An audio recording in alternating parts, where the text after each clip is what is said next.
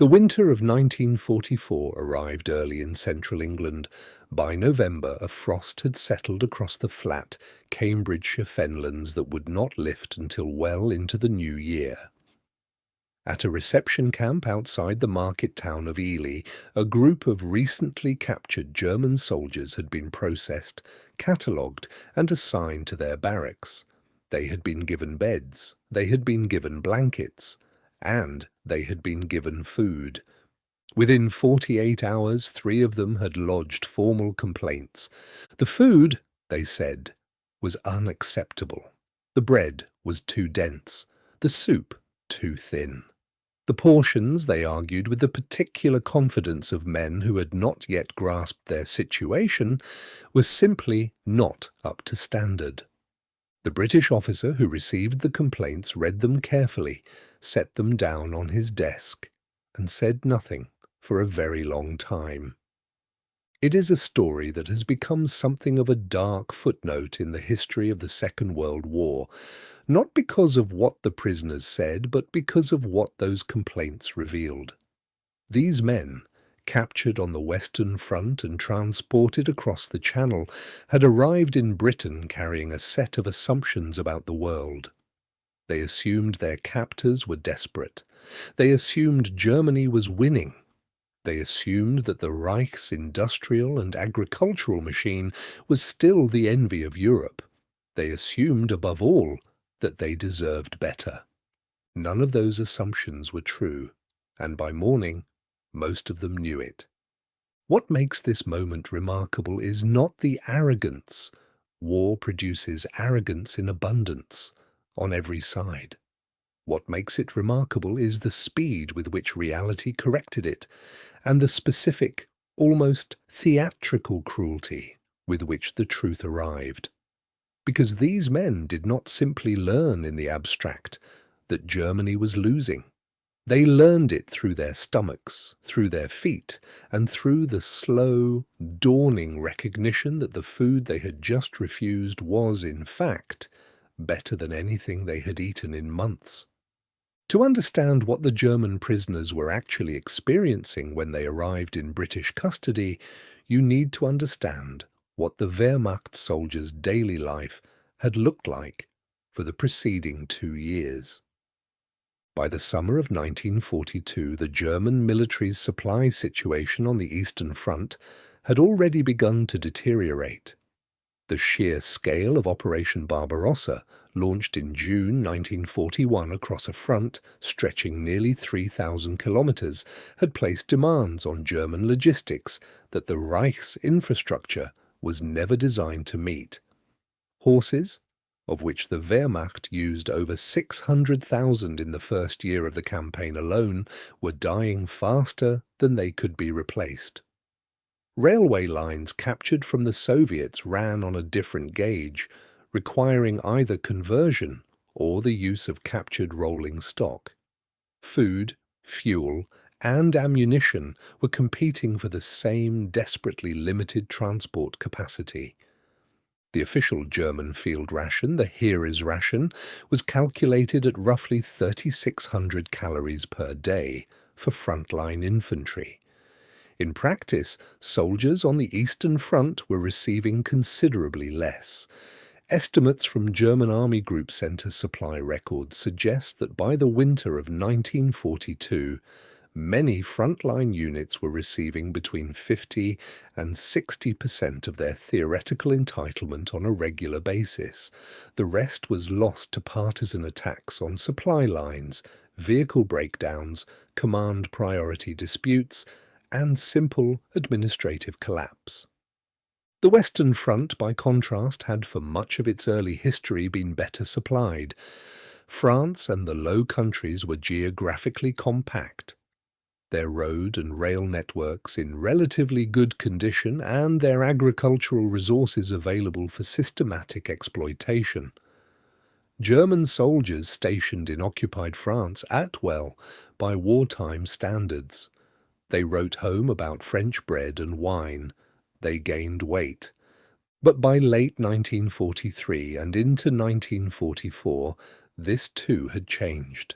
Allied bombing campaigns were targeting rail marshalling yards, oil refineries, and road bridges with increasing precision and frequency. The German army's fuel situation was becoming critical. Units that had once received regular hot meals were now going days on cold rations, then on emergency rations, then on whatever they could find. By the time the D-Day landings came in June 1944 and the Wehrmacht found itself fighting a grinding retreat through Normandy's hedgerows, the average German soldier's daily caloric intake had fallen dramatically. Exact figures are contested and vary by unit and circumstance, but the broad picture is clear. Men who had once complained about the quality of their food were now grateful simply to have some. The British rationing system, by contrast, had been designed from the outset with a kind of grim, methodical competence that the country's critics rarely gave it credit for. When war was declared in September 1939, the Ministry of Food moved with startling speed. Rationing of bacon, butter, and sugar began in January 1940. Meat followed in March. By 1942, a system had evolved that was complex, often maddening and occasionally absurd, but that was also, by any serious measure, extraordinarily effective. The man most responsible for this was Frederick Marquis, the first Earl of Woolton, who became Minister of Food in April 1940. Woolton was a department store executive by background, a man who understood supply chains and consumer psychology, and who approached the feeding of a nation at war with the same analytical rigor he had previously applied to the logistics of retail. He made the Ministry of Food a genuinely popular institution, no small achievement, and he presided over a system that managed to keep average civilian caloric intake remarkably stable throughout the war. The average British civilian in 1943 was consuming roughly 3,000 calories per day. This was less than the pre-war norm, and the composition of the diet had shifted dramatically. Less meat, less fat, more potatoes and vegetables, but it was nutritionally adequate, often more so than what people had eaten before rationing. The National Food Survey, introduced in 1940 to track household consumption, would later show that poorer families in particular were eating more balanced diets than they had during the Depression years. For German prisoners of war arriving in Britain, the relevant question was not whether the food was good. It was whether it met the requirements of the Geneva Convention. And here, Britain had made a deliberate policy decision. Prisoners would receive rations broadly equivalent to those of British service personnel, which in practice meant food that was, by any objective comparison with what the Wehrmacht was currently providing its own men, substantially better. The prisoners who complained in the winter of 1944 were, in most cases, men who had been captured during or shortly after the Normandy campaign. Some had spent weeks in temporary French holding facilities before being transported to England. Some had been eating almost nothing for the final days before their capture. A few, when processed, were found to be suffering from early malnutrition. And yet, when presented with a bowl of soup, a piece of bread, and a portion of vegetables, they complained.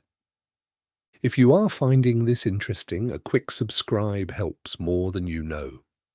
The gap between what these men believed and what was actually true is worth examining carefully, because it was not simply personal arrogance. It was the product of a remarkably effective propaganda system that had continued to function in many respects, right up until the moment of capture. The Nazi regime had understood from the beginning that maintaining civilian and military morale required controlling information about the war's progress. The Ministry of Public Enlightenment and Propaganda under Joseph Goebbels had developed an apparatus for managing news that was, in purely technical terms, impressive. Battlefield defeats were reported as strategic withdrawals. Supply shortages were framed as temporary inconveniences caused by enemy sabotage. Allied bombing was portrayed as indiscriminate terror that would ultimately fail because of German resilience. Crucially, information about British and American living standards was either suppressed or systematically distorted. German audiences were told that rationing in Britain had produced near-famine conditions. Newsreels showed queues outside empty shops. Radio broadcasts described British civilians suffering in vivid terms. The message was consistent and repeated. Britain was on the verge of collapse, sustained only by American supplies that would eventually run dry. For the soldiers fighting in France, many of whom had had little contact with the civilian world for months or years, this picture was entirely plausible. They had seen their own rations decline. They assumed the same thing was happening everywhere. When they arrived in England and were fed adequately, the psychological impact was, for many of them, genuinely disorienting. The officer at Ely who received the food complaints did eventually respond to them. His response, as recorded in the administrative files of the camp, was brief and not unkind. He invited the 3 men who had complained to walk with him to the perimeter fence. From there, on a clear day, you could see perhaps 5 miles across the flat Cambridgeshire landscape, farms, villages, church steeples, the distant glint of a river. Nothing was bombed, nothing was burning. The roads were intact. The fields, even in November, showed the ordered geometry of a functioning agricultural system. He said nothing. He didn't need to. The specific experience of German prisoners of war in Britain varied considerably depending on when they arrived, where they were held, and what work they were assigned. The camps ranged from large purpose-built establishments capable of housing several thousand men to small satellite camps attached to farms and factories where handfuls of prisoners worked under minimal supervision. By the end of the war, Britain held approximately 400,000 German prisoners on its soil, with a further several hundred thousand in camps across the Middle East and North Africa under British administration. The total number of Axis prisoners held by Britain and the Commonwealth at the war's peak exceeded 1 million men. The Geneva Convention of 1929 set out the basic standards for prisoner treatment: adequate food and shelter, medical care, freedom from torture or degradation, the right to communicate with the Red Cross. Britain, unlike several other belligerents, adhered to these provisions with reasonable consistency. This was not purely altruistic. British prisoners held by Germany were a significant concern, and maintaining standards of reciprocal treatment had obvious practical value. But the British approach to prisoner welfare went beyond mere legal compliance in one important respect. It was explicitly conceived as a tool of psychological warfare. If German prisoners were well treated, word would spread. Men who might otherwise fight to the last rather than surrender would instead calculate that capture was survivable. And men who arrived expecting a continuation of the war would instead find themselves confronted with evidence that everything they had been told about the enemy was wrong. This is why the food complaint episode at Ely matters. It was not an isolated incident. Across dozens of camps throughout Britain in the winter of 1944 and into 1945, the same pattern repeated itself. Men arrived expecting squalor and found adequate conditions. They arrived expecting hatred and found something closer to bureaucratic indifference. They arrived expecting to confirm what they had been told and found instead that the world did not resemble the picture they had been carrying in their heads. The ones who adapted quickly to this new information tended to cooperate with the camp administration to work productively, and in some cases to become enthusiastic participants in the denazification and re-education programs that the British introduced from 1945 onward. The ones who adapted slowly were the ones who continued to complain about the food, the cold, the conditions, long after those complaints had ceased to carry any logical weight. The contrast with the treatment of Allied prisoners in German hands is instructive, though it requires careful handling to avoid the trap of simple moral comparison. The experience of Western Allied prisoners, British, American, Commonwealth, in German camps was highly variable. Officers were generally held in oflags, the conditions in which could range from austere but tolerable to genuinely harsh. Other ranks were held in stalags, which varied enormously. Red Cross parcels, when they got through, could make a significant difference to prisoner nutrition.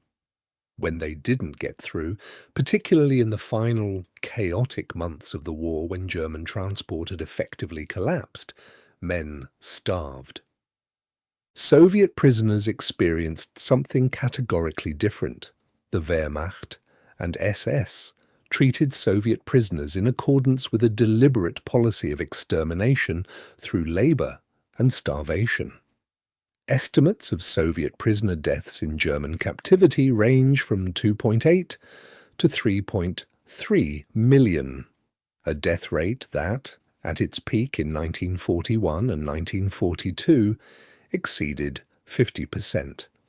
This was not an accident of logistics, it was a policy choice, rooted in the Nazi regime's racial ideology and its categorization of Slavic peoples as subhuman.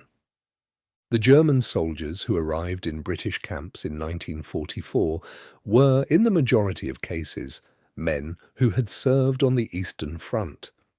They had seen, or participated in, or been aware of what happened to Soviet prisoners. Whether this shaped their understanding of what to expect in British custody is difficult to say with certainty. But it is worth noting that many of them, in post-war interviews and memoirs, expressed genuine surprise at the conditions they found, not just at the food, but at the absence of violence, the presence of routine, the sense that the administrative machine was functioning and that it intended to function for the duration. The Barefoot detail, which appears in several accounts of that winter, requires a word of explanation. The specific image of men standing in snow without boots is not, in fact, an account of deliberate cruelty on the part of their British captors. It is something more interesting.